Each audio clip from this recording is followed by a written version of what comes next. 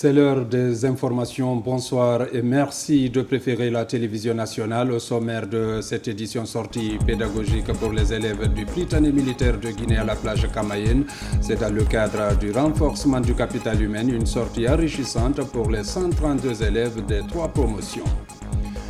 Vulgarisation du cadre général des investissements, la rencontre mobile des cadres des départements sectoriels pour améliorer leurs connaissances sur la gestion et mise en œuvre des projets et programmes, une initiative du ministère de l'économie à travers la Direction générale des investissements.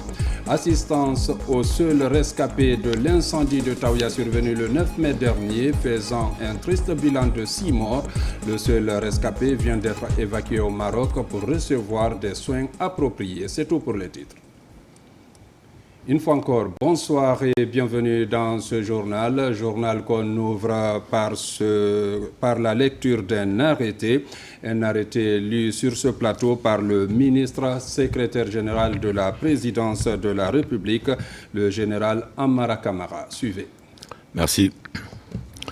Arrêté A 2025, numéro 500, MMG SGG, portant mise en zone de réserve stratégique des concessions minières, des permis d'exploitation industrielle, des permis d'exploitation semi-industrielle et des permis de recherche. Le ministre des Mines et de la Géologie, vu la charte de la transition, vu la loi L 2011-06 CNT du 9 septembre 2011 portant code minier de la République de Guinée, tel que modifié par la loi L 2013-053 CNT du 8 avril 2013 portant modification de certaines dispositions du code minier. Vu le décret D 2014-012 PRG SGG du 17 janvier 2014 portant gestion des autorisations et titres miniers. Vu l'ordonnance O 2021-001 PRG CNRD SGG du 16 septembre 2021 portant prorogation des lois nationales, conventions, traités et accords internationaux en vigueur à la date du 5 septembre 2021.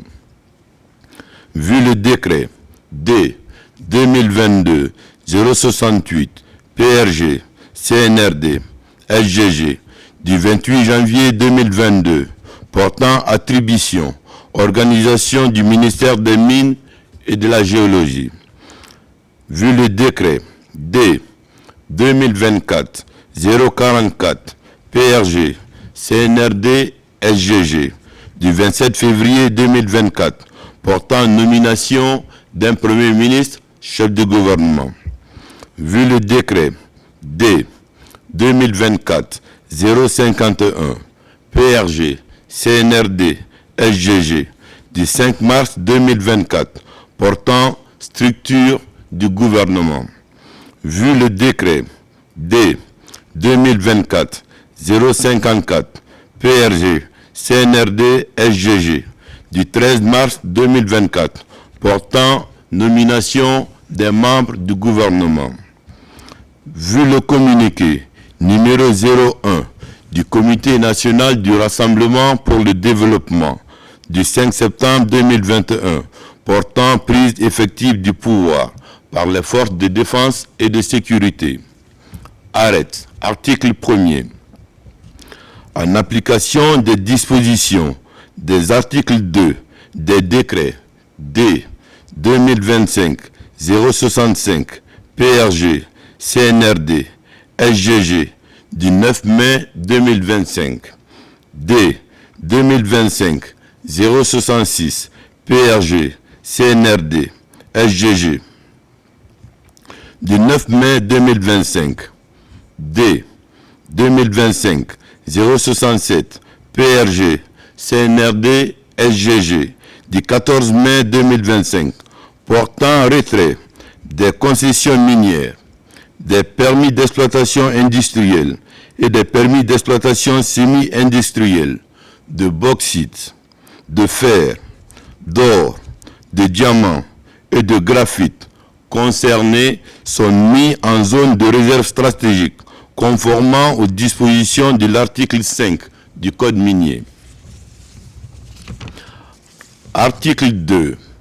Les permis de recherche de bauxite, de fer, d'or, de diamants, de métaux de base, de diamants et pierres gemmes, de sable noir et de manganèse retirés suivant l'arrêté A 2025-480 MMG SGG du 16 mai 2025 sont également mis en zone de réserve stratégique conformément à l'article 5 du Code minier. Article 3. Le Centre de promotion et de développement minier, la Direction nationale des mines, la Direction nationale de la géologie, les inspecteurs régionaux et directeurs préfectoraux des mines et géologie sont chargés, chacun en ce qui le concerne, de l'application du présent arrêté. Article 4. Le présent arrêté, qui abroge toute disposition antérieure contraire, prend effet à compter de la date de sa signature et sera enregistré et publié au Journal officiel de la République, Conakry, le 19 mai 2025, signé le ministre Bounasila. Vous venez de suivre l'arrêté lu par le général Amara Kamara. Dans l'actualité encore, une sortie pédagogique enrichissante effectuée par les élèves du Prytanée militaire de Guinée, accompagnés par leurs encadrants, les 132 élèves issus des promotions de 7e, 8e et 9e année, dont 48 jeunes filles, ont eu l'occasion samedi 17 mai 2025 de découvrir, d'apprendre et de se confronter à eux-mêmes et à leurs camarades. Reportage Oumar Bari. Cadre du programme hautement stratégique Simandou 2040, dans son volet Simandou Academy, les élèves du Prytanée militaire de Guinée, accompagnés par leurs encadrants, ont pris part le samedi 17 mai 2025 à une sortie pédagogique enrichissante à Kamaen Plage, une infrastructure branding Guinée. Cette journée mêlant activités pédagogiques, sportives et ludiques visait à offrir aux jeunes élèves une parenthèse de détente tout en consolidant leur formation intellectuelle, physique et morale. Les 132 élèves issus des promotions de 7e, 8e et 9e année, dont 48 jeunes filles, ont eu l'occasion de découvrir, d'apprendre et de se confronter à eux-mêmes et à leurs camarades dans un esprit de cohésion et de discipline. La journée a débuté par une vidéoprojection illustrant les grandes lignes du programme Simandou 2040 avant l'intervention remarquée de M. Diba Diakité, ministre directeur de cabinet de la présidence et président du comité stratégique de Simandou. Dans un message pédagogique et mobilisateur, il a mis en lumière les retombées attendues du projet Simandou pour le pays, notamment à travers le renforcement du capital humain. Nous voulons profiter aussi de cette occasion afin de vous permettre de comprendre c'est quoi le projet Simandou et c'est quoi le programme Simandou. Le projet Simandou, il est simple. C'est un projet à 4 éléments. Donc, il y a les mines qui sont d'une part à Bela et de l'autre part à Kerouani. Bela, c'est Rio Tinto et son partenaire Chanelco. Et Kerouani, c'est Bao et son partenaire Winning. Ensuite, le deuxième élément du projet Simandou, c'est les rails.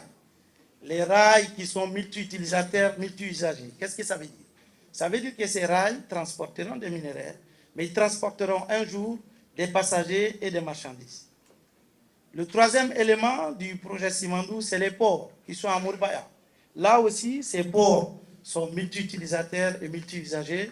Ces ports-là seront utilisés pour transporter du minerai, des passagers et des marchandises, puisque nous avons un port commercial à Mourbaya. Et le dernier élément, c'est l'acierie qui est prévue pour la transformation locale du minerai sur place en République de Guinée, afin d'accroître la chaîne de valeur. Je tiens à nouveau vraiment à remercier le commandement militaire, le chef d'état-major, le ministre de la Défense, tous ceux qui nous ont permis de faciliter cette organisation. C'est l'occasion pour nous vraiment de remercier l'équipe du Prytanée militaire et vous exprimer tout notre soutien, le soutien du chef de l'État à travers la mise en œuvre de sa vision de promotion de l'excellence, les écoles d'excellence. Je vais juste rappeler que à la prise de responsabilité du CNRD le 5 septembre, le montagne des Simandou existait, le WCS existait, Retourné Simfer existait, l'État également existait, mais l'État n'était pas parti d'accord au projet. C'est grâce à la vision, à la détermination du chef de l'État qui a dit, bon, il faut que nous mettions tous ces partenaires ensemble. Et l'État aussi. C'est le projet qui participera globalement à la décarbonisation du monde. Ça veut dire aussi, puisqu'il est le plus grand projet, que ça va faire beaucoup d'argent dans les caisses de l'État. Qu'est-ce que nous devons faire de l'argent là pour que tous les fils du pays puissent en bénéficier? C'est dans cette réflexion que le chef de l'État a eu une vision pour le développement de notre pays pour les 15 prochaines années. C'est ce que nous appelons programme Simandou. Comment faire en sorte que les retombées du projet soient le catalyseur du développement de notre pays pour les 15 prochaines années. La partie mise en œuvre est la partie la plus difficile. Cette mise en œuvre, elle a commencé. Elle va se poursuivre avec beaucoup de Guinéens, y compris vous, parce que vous êtes aussi une composante essentielle de la vie de notre pays. Vous êtes aussi à une partie essentielle de ce programme, dans sa partie Simandou Academy. Sur l'axe social, la prise en charge médicale aujourd'hui est sur toute l'étendue du territoire à hauteur de 80%. C'est une innovation. Les pensions civiles, aujourd'hui, ça a été augmenté. Aujourd'hui, les retraités n'ont plus à envier les fonctionnaires qui sont en train de travailler. Avant, on payait les pensions chaque 3 mois. Aujourd'hui, c'est chaque mois. Au cours d'une série d'interventions, des ministres membres du comité stratégique, les élèves du Prytanée militaire ont pu découvrir les enjeux macroéconomiques, sociaux et éducatifs liés au projet Simandou. Le volet Simandou Academy, dont le Prytanée militaire de Guinée est l'une des principales illustrations, a occupé une place centrale dans les échanges. Parlant du projet Simandou, c'est une montagne de 110 km entre Bela et Kirwani. Chacune des mines va produire 60 millions de tonnes par an de minerai de fer. Pour la première phase, pour faire 120 millions de tonnes. Et la seconde phase, 160 millions de tonnes. La mise en production du Simandou fait passer la Guinée comme 3e producteur mondial de minerai de fer derrière l'Australie et le Brésil. On devient un acteur clé de l'économie mondiale, mais également du transport maritime mondial, parce qu'il y aura près de 2000 capsizes, des navires de 200 000 tonnes qui vont emprunter les routes maritimes de notre pays. On sera le seul pays de l'Afrique qui va bénéficier de ça en termes de chaîne logistique. C'est un moment d'histoire que moi j'appellerais, c'est la renaissance de notre pays qui a stagné pendant longtemps, qui était connu comme un scandale géologique, mais plutôt c'est un scandale de la pauvreté. C'est ce paradigme que le président est en train de changer depuis 2021. Pour faire une différence entre le programme et le projet, on sait déjà que le programme Simandou, l'un de ses catalyseurs, c'est le projet Simandou. Il faut seulement comprendre que ce programme, c'est une vision, un programme qui est bâti sur les 5 piliers, de plus d'une centaine de projets, plus d'une quarantaine de réformes. On se bagarre autour de 4 milliards de dollars. C'est ça le budget de la Guinée, 4 milliards de dollars. Donc notre ambition, c'est de faire plus. Le projet Simandou va venir d'un seul coup, quand il sera à son pic, 2 milliards. Ce qui fait que nous basculons de 4 milliards à 6 milliards. Et un autre impact, c'est le corridor. Et ça va booster le PIB et par conséquent les recettes fiscales. Et pour moi, c'est l'apport concret et immédiat et le plus important du projet Simandou. Ceci nous amène à tout faire pour faire de la Guinée une destination de choix pour les investissements. Et donc, un des éléments importants pour faire de la Guinée une destination, c'est le capital humain. La rigueur de gestion imprimée par le général Mamadi nous met dans une discipline et qui nous permettra de connaître les acquis de ce programme Simandou 2040 et dans la perspective d'une économie totalement diversifiée. La construction de cet édifice britannique fait partie de ce qu'on appelle des dépenses d'investissement. Et ces dépenses d'investissement sont programmées par M. le Président dans le budget de la Guinée. Ce n'est pas une aide internationale qui nous a permis. Ça veut dire que la discipline budgétaire nous permet de faire face à l'ensemble de nos dépenses d'investissement, de faire face à l'ensemble des constructions des routes, nous aide également à construire les pistes rurales pour lesquelles nous avions des besoins précis. Vous, les élèves du Prytanée, vous êtes la première mise en œuvre de ce volet du programme Simandou 2040, donc Simandou Academy. Qu'est-ce que c'est Simandou Academy? D'abord, c'est la vision du président de la République, le général Mamadi Doumbouya, de transformer le capital humain de la Guinée pour le développement économique de notre pays. Le président de la République a souhaité qu'une partie des revenus de ce méga-projet Simandou soit allouée au secteur de l'éducation. Donc concrètement, il y a 20% issus de l'exploitation des infrastructures, donc le chemin de fer, le port, qui va être utilisé pour financer les bourses pour les meilleurs élèves en Guinée dans les 33 préfectures du pays, à l'étranger. Et dans ces 30%, il y a 20% qui sont alloués aux jeunes filles. C'est très important. Le président de la République a cette vision d'inclusivité et de durabilité de notre pays. Également, il faut le noter, 5% des revenus de l'exploitation de la mine de Simandou vont être alloués au système éducatif en Guinée. Lorsqu'on parle du secteur éducatif, on parle aussi de l'enseignement technique. Et l'enseignement technique parle avant tout des métiers. Nous avons mis en place aujourd'hui un système pour la réinsertion de ces gens-là.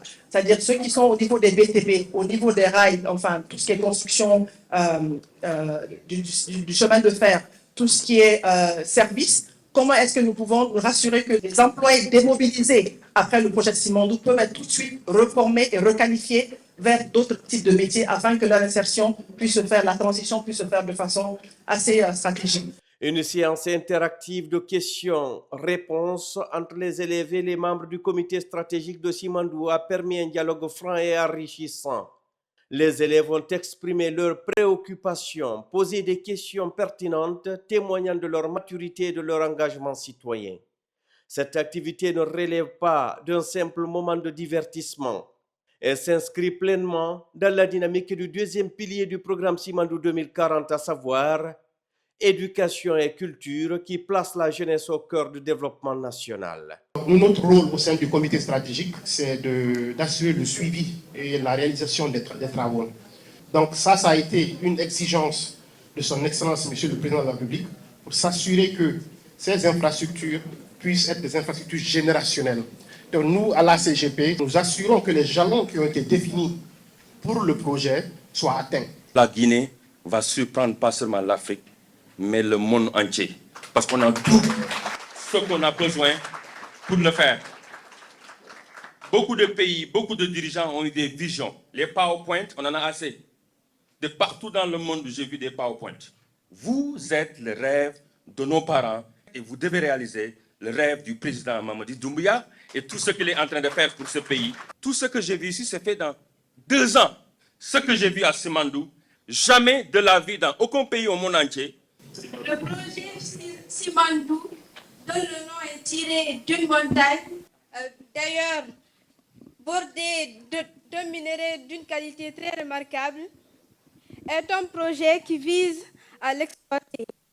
Moi, je pense que, tenant du concept projet, c'est ce qu'on voudrait faire, plutôt le rêve ou l'espoir qu'on voudrait tirer de quelque chose.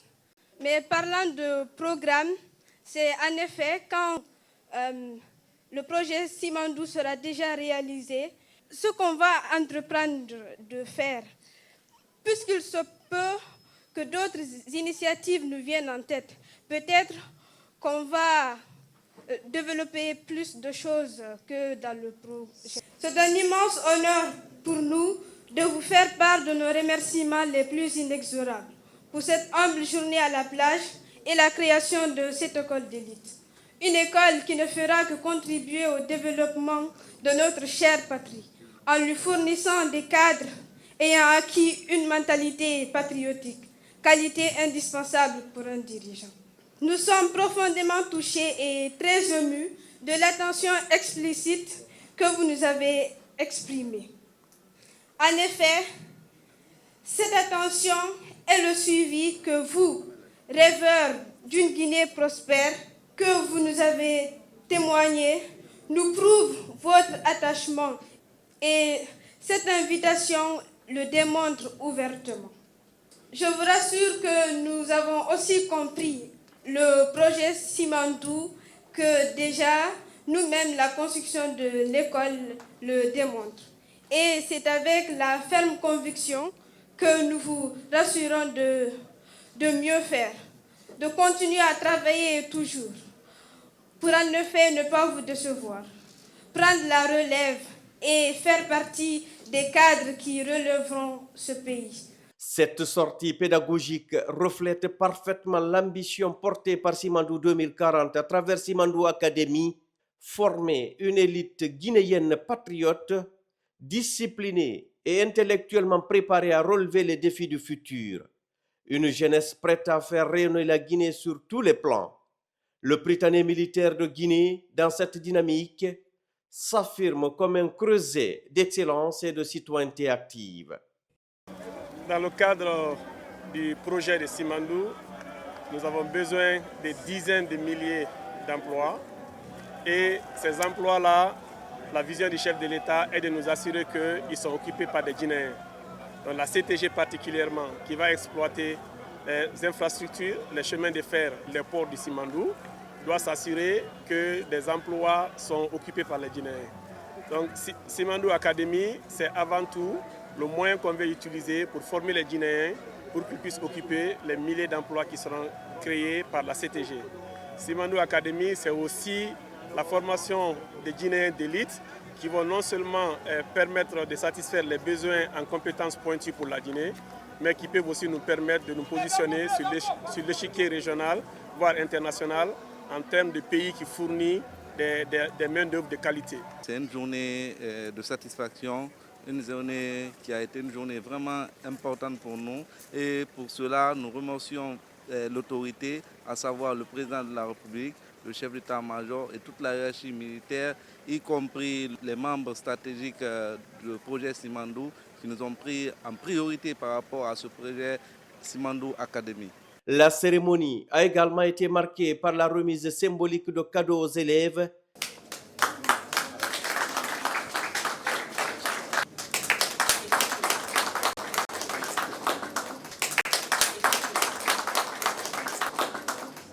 Notamment des livres, des ordinateurs portables,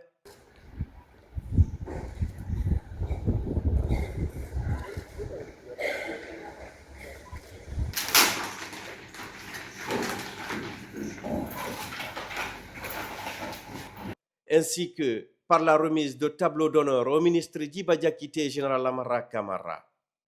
Dans une ambiance détendue mais rigoureuse, fidèle aux valeurs du Prytanée militaire, les élèves ont ensuite participé à diverses activités sportives, football, basketball et handball, ainsi que des jeux de société.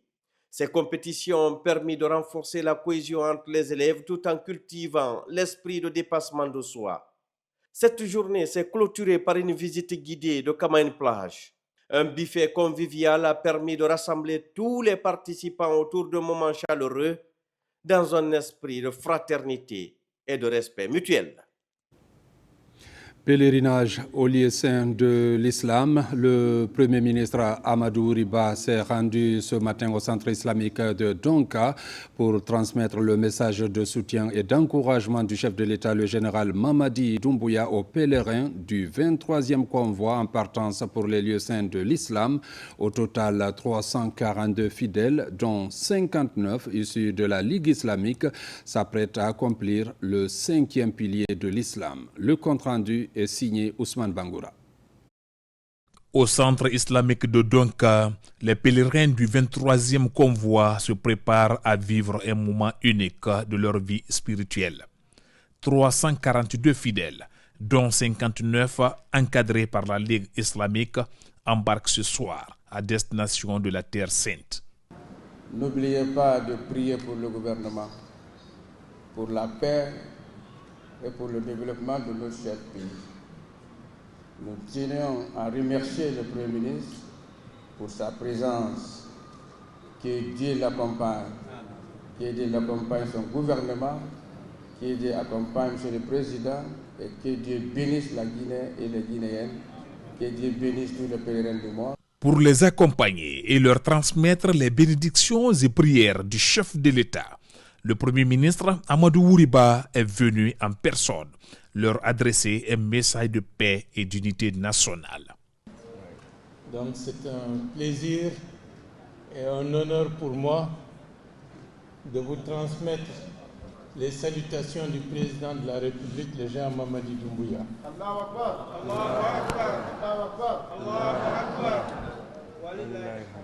Il vous souhaite de passer un heureux pèlerinage. Donc, on vous souhaite bonne chance. Partez en paix et revenez en paix. Et que Dieu vous protège et vous assiste. Le gouvernement a pris toutes les dispositions nécessaires pour faciliter le bon déroulement du pèlerinage. De la logistique à l'encadrement religieux, tout est mis en œuvre pour garantir un voyage spirituel serein. Toujours dans l'agenda du Premier ministre, chef du gouvernement Amadou Ouriba a reçu en audience ce mardi une délégation de la Cour pénale internationale conduite par le procureur général, M. Mamman-Ndiaye. Cette mission est venue saluer la volonté sans équivoque des autorités guinéennes dans la conduite du processus lié aux événements du 28 septembre et réaffirmer l'engagement de la CPI à œuvrer au renforcement des liens de coopération avec la République de Guinée. Au sortir de l'audience, l'émissaire de la CPI s'est prêté aux questions de la presse. Il est au micro de Ousmane Bangoura. Suivez.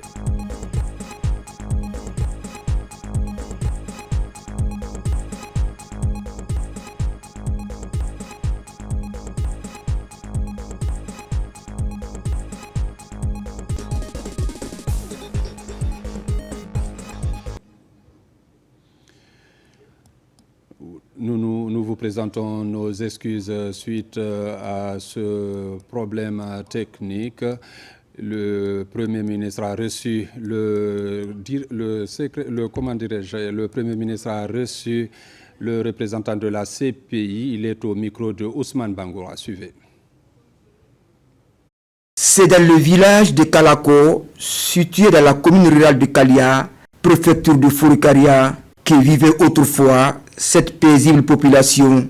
Ces deux localités ont été relocalisées à cause de leur proximité des espaces d'entraînement et d'exercice militaire du camp de Kalako. Le président de la République a décidé de relocaliser cette population. C'est ainsi que le bataillon du génie militaire a procédé à la construction de nouveaux bâtiments flambant neufs. Ce mardi 20 mai 2025, une importante délégation militaire conduite par le directeur de cabinet du ministère de la Défense nationale procède à l'inauguration et à la remise officielle des clés aux bénéficiaires. À partir de cet instant, vous deviendrez officiellement propriétaire de la cité. Il vous revient désormais d'en prendre soin. Cette cité est d'une manière collective la vôtre. À vous de préserver votre cadre de vie. Cette initiative de haute portée sociale témoigne de la vision du président de la République, chef de l'État, chef suprême des armées, de doter cette population d'un cadre de vie idéal et de garantir leur bien-être.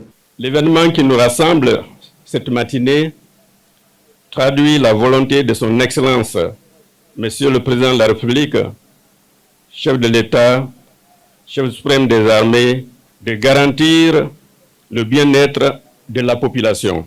C'est sous son initiative que le projet de relocalisation des deux agglomérations a vu le jour. avec pour objectif principal d'offrir les mêmes chances d'épanouissement aux habitants des villages concernés par la création des infrastructures d'utilité publique.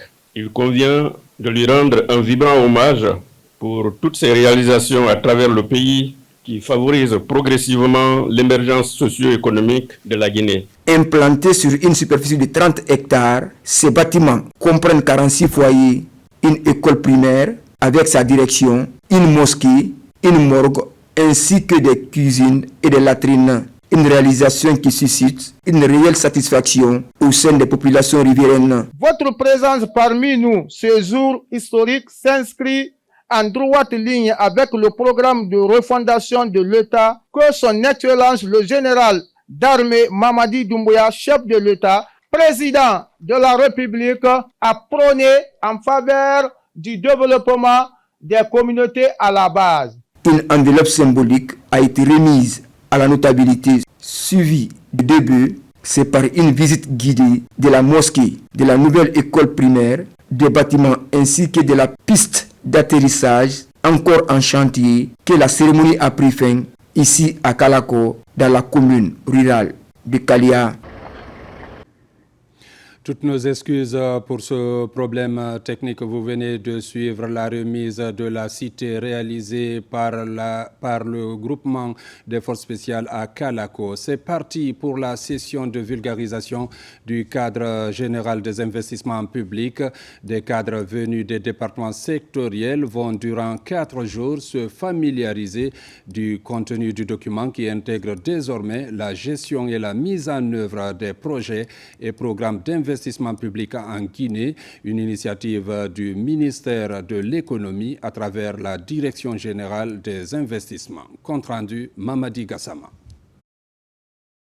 Après sa promulgation le 13 octobre dernier, à travers un décret du président de la République, l'heure est à la vulgarisation du cadre général des investissements.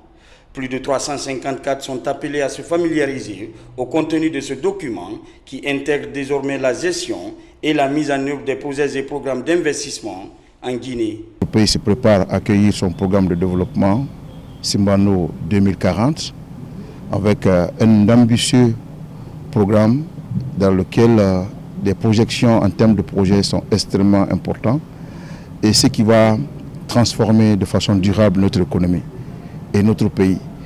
Donc il est important que ce document qui vient à point nommé, à l'aune de ce document qui pointe à l'horizon, et que la Guinée soit dotée d'un cadre légal et réglementaire de la gestion des investissements publics, ce qui va faciliter la mise en œuvre des projets et programmes d'investissement. 4 modules focalisent les débats. Il s'agit entre autres de la conception des projets et programmes d'investissement public, la programmation, budgétisation des dépenses, suivi et évaluation des projets et programmes d'investissement public. C'est sous le leadership du général, le président Mamadi Doumbouya, que nous avions pu signer cet important document qui, en tout cas, nous enlève dans une situation d'impasse ou de vide juridique. Parce que la vision du président, c'est justement cette gouvernance vertueuse, c'est cette gouvernance bâtie sur les normes et les standards internationaux.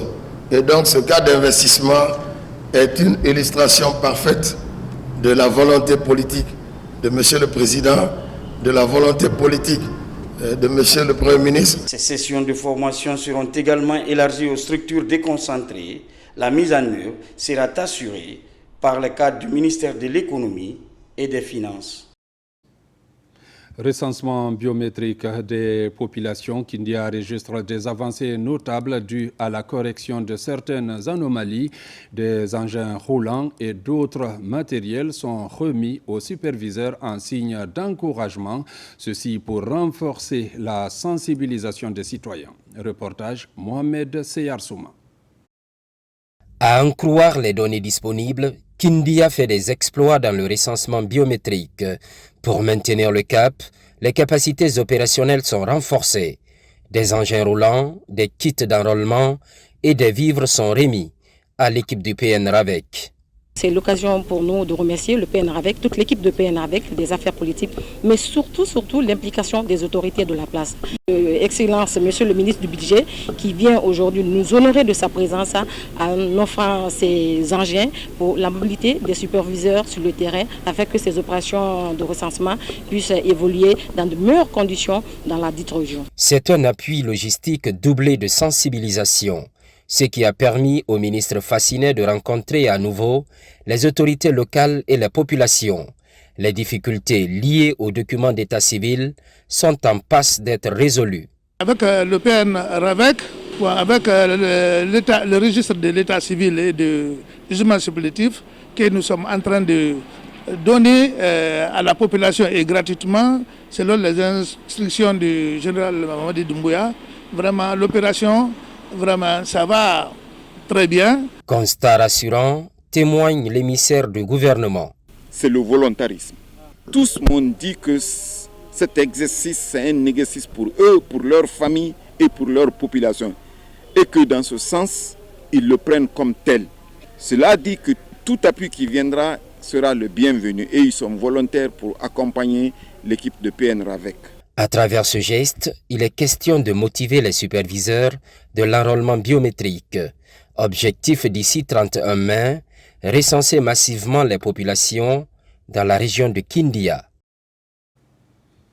Dans la préfecture de Kisidou, des bonnes initiatives allant dans le sens d'une mobilisation pour un recensement réussi se multiplient. Le mouvement Un pour tous, tous pour un, a fait un don des tablettes à une brigade de recensement et de sensibilisation. Le mouvement met aussi à la disposition de la commune du matériel d'assainissement. Reportage Sekosouma. À l'approche de la saison des pluies, le mouvement Un pour tous et tous pour un apporte un appui concret à la commune urbaine de Kissidougou. Brouettes, pelles, gants, gilets, lampadaires et tablettes. Autant d'équipements remis aux femmes baleuses, au syndicat des transporteurs et à la brigade chargée du recensement. Objectif, contribuer à la propriété de la ville en éliminant les déchets qui jonchent les rues, tout en encourageant la population à se faire recenser. Je suis content de l'offre faite ici par le mouvement Un pour tous, tous pour un, et nous sommes là pour eux aussi. Donc nous sommes très contents, nous sommes ravis et on va ici nous mettre à la tâche. Les kits qu'on a reçus, on va essayer de travailler, on va travailler ensemble avec eux et ici on va faire ce qu'on doit faire. Parce que les kits sont là pour nous, c'est pour le travail. De satisfaction, de joie aujourd'hui au niveau de la commune urbaine, au niveau de toute la population de Kissidougou, parce que encore une fois de plus, ça vient encore en appui à ce qui existe déjà pour voir comment il faut renforcer notre capacité de travail sur le terrain. Le mouvement s'inscrit depuis plusieurs mois dans une dynamique d'action citoyenne. La création d'une brigade de recensement, de sensibilisation témoigne de son engagement pour le progrès local. Mais le don le plus important dedans, c'est celui des tablettes par rapport aux brigades de recensement. Nous savons tous aujourd'hui que l'actualité dans notre pays, ça concerne le recensement général de la population à partir de 10 ans plus. C'est pour cela que nous avons tous jugé nécessaire en tant que citoyens de nous rapprocher de notre base, de nos différentes localités dans lesquelles nous sommes nés, afin de pouvoir apporter notre soutien. Dans cette même logique, les membres du mouvement ont entamé une tournée dans les différents points d'enrôlement de la commune, une manière de s'assurer du bon déroulement du processus qui suscite aujourd'hui un fort engouement au sein des habitants de la cité de Kissi-Kabaketa. Une autre opération citoyenne, cette fois-ci c'est dans la commune de Yimbaya. Le GPS Faites-vous recenser s'engage à passer dans tous les foyers de ce quartier pour passer le message sur les atouts du recensement. Des jeunes du quartier sont formés dans ce sens afin de vulgariser le contenu de cette action civique. Makeme Donzo. C'est un acte apolitique.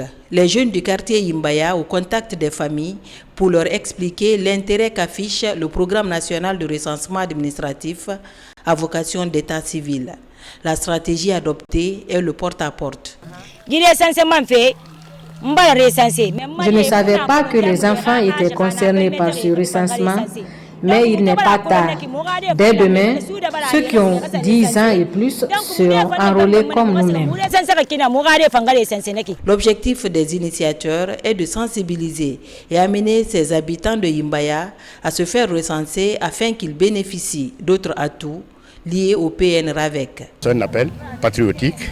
Nous avons constaté que la population guinéenne n'arrive pas à se recenser motivement. Nous nous sommes dit la meilleure façon de corriger ce tard-là, il fallait changer de stratégie. Et ce changement de stratégie, n'est pas aller sur le terrain de danse, mais on s'est dit que si on faisait le porte-à-porte, cela avait un résultat beaucoup plus impactant en touchant la population cible qu'à les organiser pour venir danser. Parce qu'aujourd'hui, il est temps que la Guinée aussi aille vers une modernisation du système administratif de recensement. Parce que tout le monde connaît le fichier qui joue le rôle central pour les élections. Ce fichier n'est pas un fichier électoral. On veut changer toutes les donnes. Cette transition veut aller vers une grande refondation de l'administration publique. Pour pérenniser cette sensibilisation sur le PNRAVEC, un nombre considérable de jeunes volontaires est associé à cette action civile dans les marchés, mais aussi auprès des adolescents qui ont 10 ans et plus. Au compte du recensement administratif à caractère d'état civil toujours, plus de répit pour l'Union nationale des orpailleurs de Guinée sur les sites miniers de Kouroussa et de Sigiri. Une nouvelle campagne est lancée pour inciter la corporation à se faire recenser. Marwan Kamara, Diamo Kaba. Dans la savane guinéenne, les préfectures de Sigiri et Kouroussa au cœur de l'engagement collectif pour la réussite des opérations d'enrôlement pour les élections libres et transparentes en Guinée. En première ligne de cette cause nationale, l'Union nationale des orpailleurs de Guinée pour encourager la mobilisation sociale à la base. Sur les sites d'exploitation, la participation massive des orpailleurs domine le contenu des messages pour le recensement administratif à vocation d'état civil. C'est de sensibiliser, de dire à la population orpaillage de se recenser à 100% pour soutenir le développement local de chaque district. Nous sillonnons tous les sites d'orpaillage de Sigiri sur instruction de notre président Elhadji Tidiane Koïta afin de sensibiliser les orpailleurs à participer activement au recensement. La nouvelle dynamique donne la parole aux citoyens pour se faire entendre. Partout, des engagements des citoyens sont rassurants pour jouer pleinement leur partition dans la réussite du processus. Chez moi, ici à Farakou, les gens viennent régulièrement se faire recenser. Mais grâce à cette campagne de sensibilisation, les orpailleurs seront encore plus encouragés à s'intéresser à l'opération. La campagne compte toucher tous les sites miniers du pays.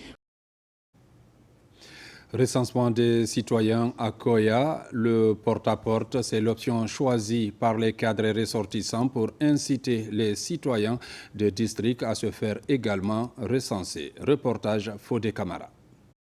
Portés par une jeunesse dynamique, les ressortissants et résidents de la préfecture de Koya se mettent en première ligne pour accompagner le processus de recensement. À travers des messages de cohésion sociale, les citoyens sont informés sur les mécanismes d'obtention des documents. Première étape de cette campagne de sensibilisation, les districts de Kounsuta et Balamodia dans la commune rurale de Wonkifon. Une prise de contact qui s'est soldée par des résultats satisfaisants.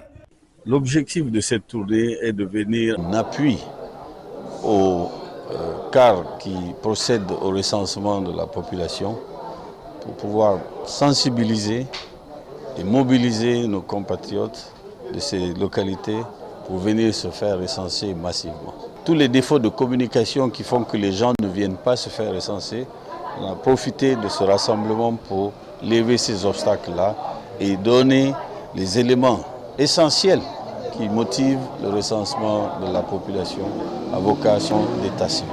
Dans les districts de Bangouya et Kolibara, en passant par Koba, dans la commune rurale de Kouria, cette initiative a permis de renforcer l'engagement citoyen derrière ce programme national de recensement administratif à vocation d'état civil. On a mis tous les processus en place pour que ma population soit recensée.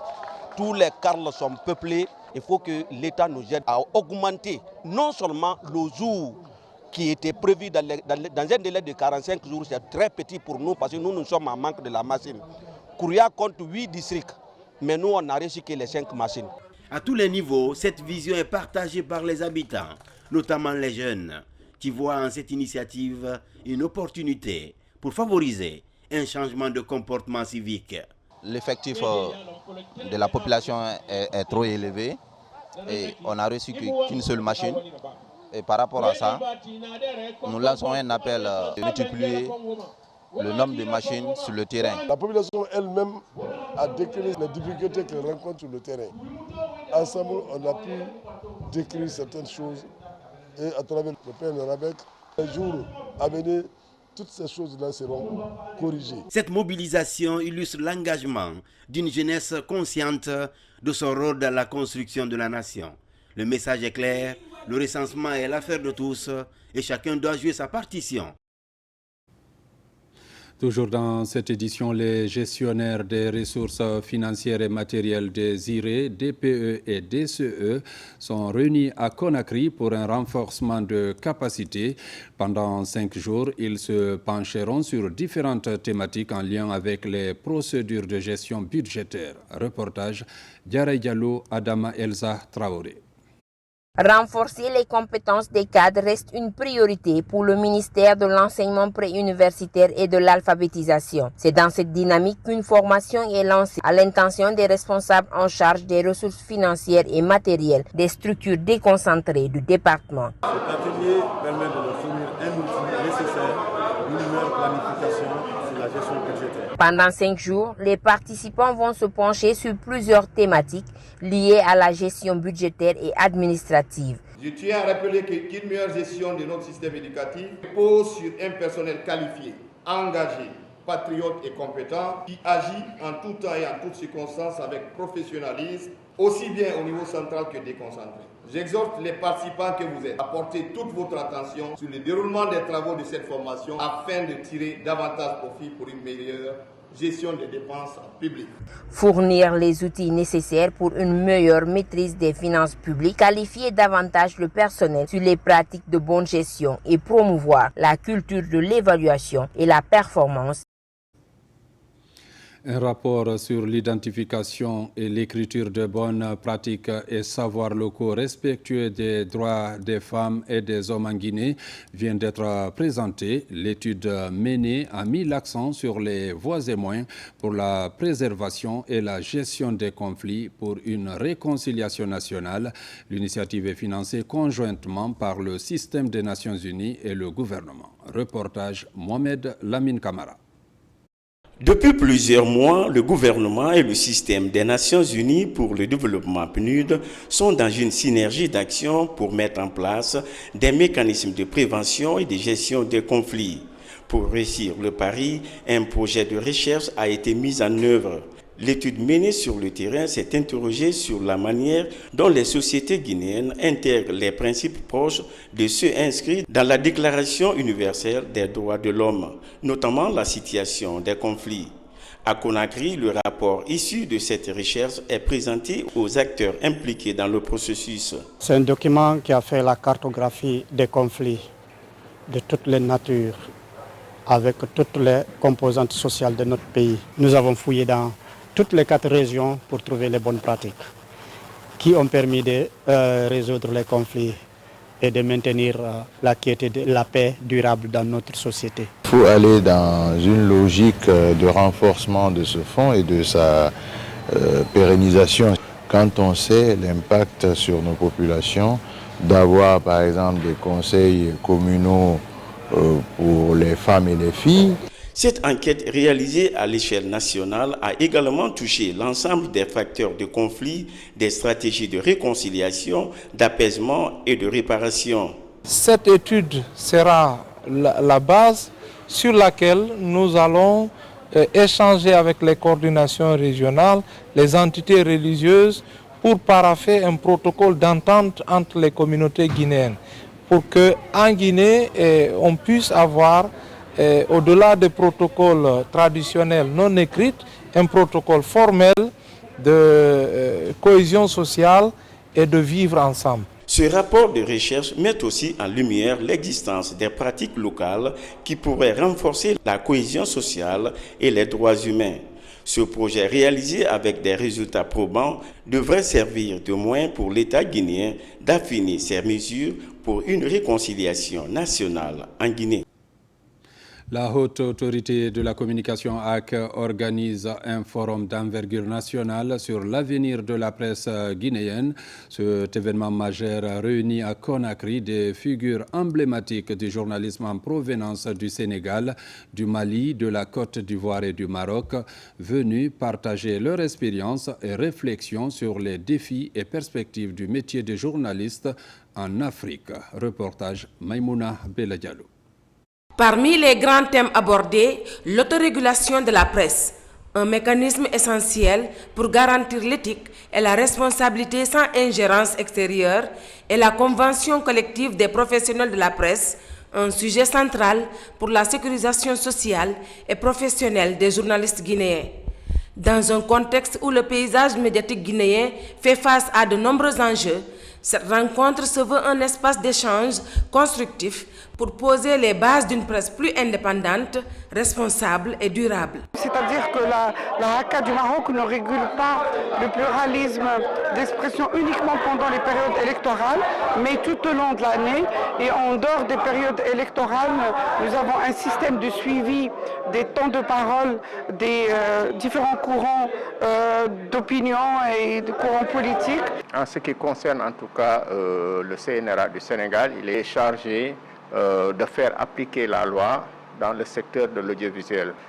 Malheureusement, aujourd'hui, on constate que l'essentiel de l'information aujourd'hui et des dérives subséquentes se fait au niveau de la presse numérique qui n'est pas encore régulée. Les interventions des délégations étrangères ont permis de comparer les modèles existants dans leurs pays respectifs, offrant ainsi à la Guinée des pistes concrètes pour renforcer sa gouvernance médiatique. D'abord, quand on regarde les thèmes au centre de discussion, portant sur la convention collective des médias, qui est un outil indispensable pour la résilience de la presse, l'éthique et la déontologie, qui sont des questions importantes. Donc tous ces thèmes augurent de grands espoirs que si ils sont discutés, débattus, et que des propositions concrètes ont été faites jeudi, on s'achemine vers une presse nouvelle. Ce forum marque une étape importante dans le processus de réforme du secteur des médias en Guinée. Les conclusions attendues pourraient bien tracer les lignes directrices d'une nouvelle ère pour la presse nationale. À Taouya, une semaine après l'incendie qui a fait 4 morts le 9 mai dernier, 2 autres blessés ont rendu l'âme, ce qui porte à 6 le nombre de personnes décédées. Le seul rescapé a été évacué hier au Maroc pour des soins. Reportage Mohamed De Camara. C'est le deuxième déplacement de la ministre de la Promotion féminine en compagnie de Madame la gouverneure de la ville de Conakry dans cette famille mortuaire à Taouya seulement en une semaine. On se souvient encore, le vendredi 9 mai dernier, un incendie s'est déclaré dans la famille Gabi. Le bilan était lourd, 4 personnes décédées et 3 autres jeunes âmes blessées grièvement. Parmi ces blessés, 2 n'ont pas pu survivre une semaine après le drame suite à leurs blessures, ce qui porte le bilan à 6 morts. Depuis que ça a commencé, vous avez vu, on n'est pas tranquille. On est derrière Madame la ministre de la part du gouvernement pour être aux côtés de la famille. Et aujourd'hui, toutes les dispositions sont prises par le gouvernement. Cela devait se faire depuis les premières heures, mais l'avis des médecins, il n'était pas possible la première semaine d'évacuer les enfants. Il fallait les stabiliser. Mais malheureusement, pendant cette attente, les autres ont rendu l'âme. Depuis le début, le gouvernement n'a ménagé aucun effort. Ils ont été à nos côtés depuis le début jusqu'à maintenant. Ils ont fait le nécessaire pour évacuer tous les enfants, mais malheureusement, Dieu a décidé autrement. Le rescapé de cet incendie reste le moins âgé de la famille. Il a bénéficié d'une évacuation sanitaire sur le Maroc. Cette initiative, facilitée par le président de la République, est pilotée sur le terrain par la ministre de la Promotion féminine, de l'enfance et des personnes vulnérables. On aurait voulu évacuer les 2 enfants, Hawa et son petit frère hier, parce que la première avait rendu l'âme le matin, mais malheureusement on a perdu Hawa. Mais qu'à cela ne tienne, les dispositions sont prises pour l'évacuation du dernier, le survivant, Moussa, qui va être évacué vers le Maroc et il sera accompagné d'un médecin, de son papa et de sa grand-mère. Ce drame lié à l'incendie domestique relance le débat sur la récurrence de ce phénomène qui continue d'endeuiller des familles dans le Grand Conakry.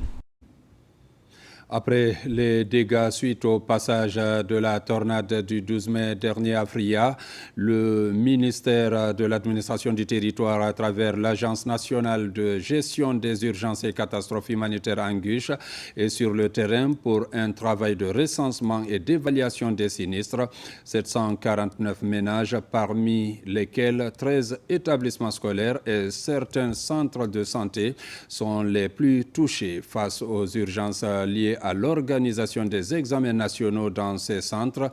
Anguche veut aller vite et bien pour restaurer ces édifices publics. Reportage Amadou Touré. Après le passage du vent violent dans la commune urbaine de Fria le 12 mai dernier, plusieurs édifices publics ont été fortement affectés, parmi lesquels la section pédagogique de la direction préfectorale de l'éducation et surtout le collège José Bronze Tito, l'un des plus grands centres d'examen de la commune urbaine de Fria. Tito est retenu pour les 3 examens. Donc même les compositions dans quelques jours, on se demande comment nous allons les faire parce que les classes sont impactées. Et la direction, on n'a même pas où travailler.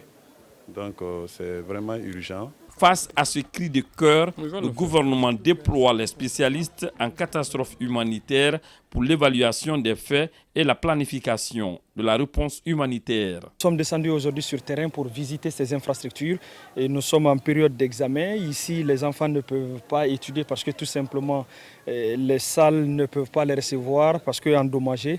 Et sur instruction donc de ma hiérarchie, de venir pour que les travaux de réhabilitation pour rendre les écoles, ces écoles impactées fréquentables pour que ces travaux puissent commencer dans les 72 heures. Au total, ce sont plus de 749 ménages qui sont recensés par les services de l'Agence nationale de gestion des urgences et catastrophes humanitaires Anguche en rapport avec le comité de crise préfectorale mis en place le lendemain de la catastrophe.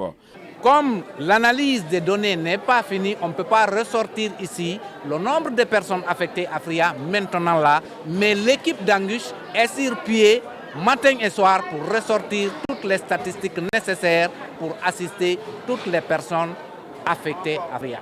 Parmi les plus affectés figurent 13 concessions scolaires et des centres de santé. En plus de Fria, 6 autres préfectures du pays ont subi les conséquences d'un début de saison des pluies agitées. En Guinée. Dans la région forestière, deuxième journée des Olympiades de Guinée, une compétition qui réunit plusieurs acteurs en vue d'encourager la pratique des métiers. Reportage Moussa Komara, Djibril Kamara. C'est une journée placée sous le sceau du savoir, de la transmission et du retour aux sources. Tout d'abord, un panel riche en échanges axé sur la formation des formateurs de l'enseignement technique devant apprenants et responsables d'établissement. Les panélistes ont croisé leurs regards sur les méthodes pédagogiques adaptées aux réalités locales. J'ai eu beaucoup d'informations concernant la formation des formateurs. Donc ça va donner aussi de l'engouement aux étudiants, aux lycéens qui étaient là, à pouvoir migrer vers l'enseignement technique. Moi, je suis vraiment intéressée. À la fin de mes études, je préfère faire aussi une école professionnelle parce que le projet de Simandouk va concerner les ouvriers qui ont fait les écoles professionnelles. Donc, j'encourage vraiment mes amis à faire l'école professionnelle. L'événement a pris une tournure sensorielle avec un masterclass sur les bienfaits de certaines feuilles et fruits traditionnels. Entre les mains de l'expert, les plantes locales ont relevé leurs secrets. Il y en a qui rentrent non seulement dans l'alimentation, mais d'autres sont des plantes médicinales. Alors c'est méconnu du monde. Donc il faut qu'on prenne soin, surtout les vulgariser les tenir bien, les produire beaucoup et les transformer bien pour que ça nous aide sur le problème alimentaire et surtout médicinal. Entre savoir académique et valorisation du patrimoine naturel, cette deuxième journée des Olympiades continue d'illustrer l'esprit de l'événement. Inspirer, instruire et innover au service du développement local. Mesdames, Messieurs, c'est la fin de cette édition. Merci de l'avoir suivi et bonne suite de programmes sur la télévision nationale.